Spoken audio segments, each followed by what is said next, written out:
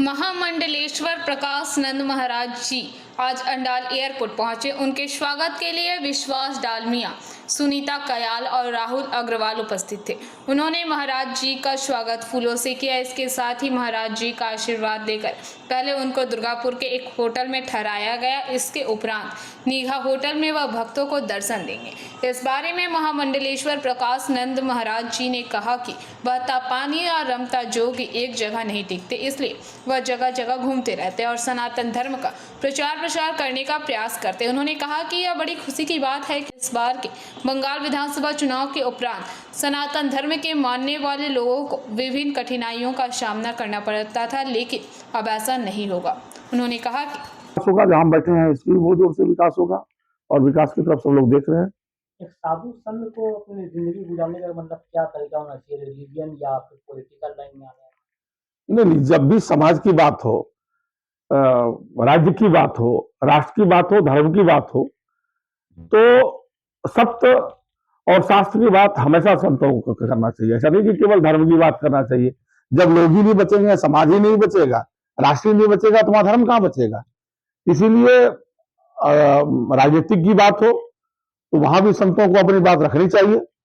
चाहे समाज की बात हो तो समाज में भी अच्छा दिशा निर्देश कैसे जाए, तो संत को साधु समिति कहा गया है, भाषा समिति कहा गया है कि भाषा पर उनका अच्छे से पकड़ होना चाहिए और सभी बातों पर अपने मुखर से रखना चाहिए। ऐसा नहीं कि संत है तो केवल राम राम ही जपे, माला जपने का, अगर कहीं भाला चलाने का काम आए तो भाला भी चलाना चाहिए, और चलाया है। हमारे जब मुगल आए तो हमारे अखाड़े के लगभग 70,000 दुर्गापुर में एयरपोर्ट में आप लोग किनको रिसीव कर रहे हैं? आज हम दुर्गापुर में महामंडलेश्वर श्री प्रकाशानंद महाराज जी को रिसीव करने आए थे और ये हमारे लिए बहुत सौभाग्य की बात है कि उनका आशीर्वाद हमें मिला और वो यहाँ आए। यहाँ के बाद फिर कहाँ का? कल हमारा एक प्रोग्राम है ट्रेड एक्सपो, गुरुजी वहाँ उद्घाटन करेंगे आसनसोल सिटी रेसिडेंसी। तो वहाँ पर गुरुजी इसी कार्यक्रम के लिए विशेष तौर पर आए हैं और ये हमारे लिए बहुत सौभाग्य की बात है कि उन्होंने हमारा आग्रह को स्वीकार किया। एयरपोर्ट में किस तरह स्वागत किया? एयरपोर्ट में हम सब आए थे, हम सारे।